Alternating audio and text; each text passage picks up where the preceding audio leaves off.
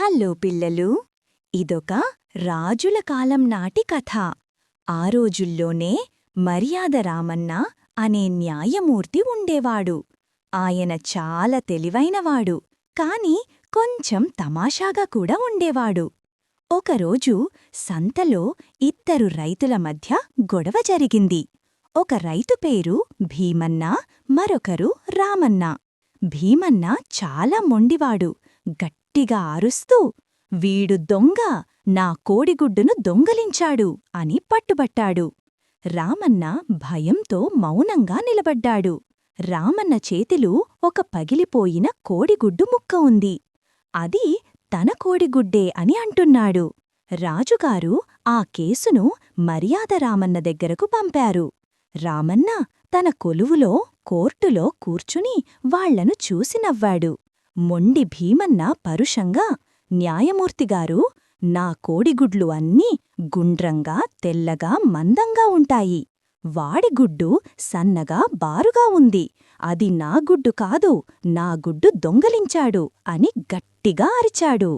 మర్యాద రామన్న మెల్లగా కళ్ళు మూసుకుని గడ్డం తడుముకుంటూ, "సరే, గుడ్లు దొంగిలించడం చాలా పెద్ద నేరం. గుడ్డు యొక్క జాతిని గుర్తించకపోతే న్యాయం ఎలా జరుగుతుంది?" అని ప్రశ్నించాడు. తరువాత మర్యాద రామన్న భీమన్న వైపు చూసి, "నువ్వు గుడ్లు ఎప్పుడు అమ్ముతావు?" అని అడిగాడు. "ప్రతి సోమవారం" అన్నాడు భీమన్న.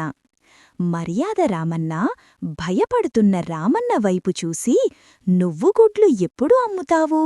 అని అడిగాడు. రామన్న "ప్రతి మంగళవారం" అన్నాడు. మర్యాద రామన్న తన సైనికుడిని పిలిచి ఆ ఇద్దరు రైతుల ఇంటినుంచి, వాళ్ల కోడిపెట్టెలనుంచి ఒక గుడ్డు తీసుకురావాలని ఆదేశించాడు.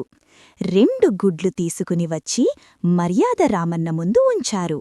ఒక గుడ్డు గుండ్రంగా, ఒకటి సన్నగా ఉన్నాయి. మర్యాద రామన్న, "ఇప్పుడు ఈ గుడ్ల నిజాయితీని పరీక్షిద్దాం" అని చెప్పి ఆ గుడ్లు రెండింటినీ పగలగొట్టమని ఆదేశించాడు. భీమన్న తెచ్చిన గుడ్డు పగలగొట్టగా అందులోనుంచి కొద్దిగా పుల్లటి వాసన వచ్చింది. అది పాత గుడ్డు. రామన్న గుడ్డు పగలగొట్టగా అది పచ్చగా, చాలా తాజాగా ఉంది. మర్యాద రామన్న నవ్వి, "చూసావా భీమన్నా, నీ కోడిగుడ్లు సోమవారం నాటివి. అవి అప్పటికే పాతబడిపోయాయి. వాటిని దొంగలించి ఎవరూ నష్టపోరు" అని అన్నాడు. భీమన్న ముఖం సిగ్గుతో ఎర్రబడింది. మర్యాద రామన్న గట్టిగా అడిగాడు, "నిజం చెప్పు, నువ్వు అన్యాయంగా ఎందుకు కేసు పెట్టావు?" భీమన్న మెల్లగా, "రామన్నా, నా గుడ్లు అందరూ కొంటుంటే నీ గుడ్లు ఎవరూ కొనట్లేదు.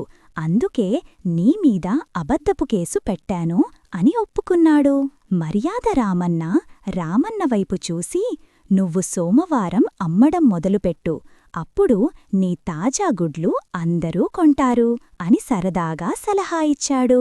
భీమన్నకు అబద్ధం చెప్పినందుకు చాక్లెట్ల రూపంలో జరిమానా విధించాడు. అంటే పిల్లలు నవ్వే విధంగా ఒక చిన్న సరదా శిక్ష. మర్యాద రామన్న యొక్క ఈ తీర్పు చూసి అందరూ పెద్దగా నవ్వారు. న్యాయం ఎప్పుడూ నిజాయితీగా, తెలివిగా ఉండాలి అని ఆ రోజు అందరూ నేర్చుకున్నారు. చూశారు కదా పిల్లలు, ఈ కథలో నీతి ఏంటి అంటే, నిజాయితీ, తెలివితేటలు చాలా కొద్ది అయినా ధైర్యం కలిగి సత్యాన్ని నిలబట్టడం మనకు ఎప్పుడూ విజయాన్ని తెస్తుంది. అబద్ధం, దురాశ, దూరదృష్టి లేకపోవటం చివరికి మనమే సొంత నష్టం వస్తుంది.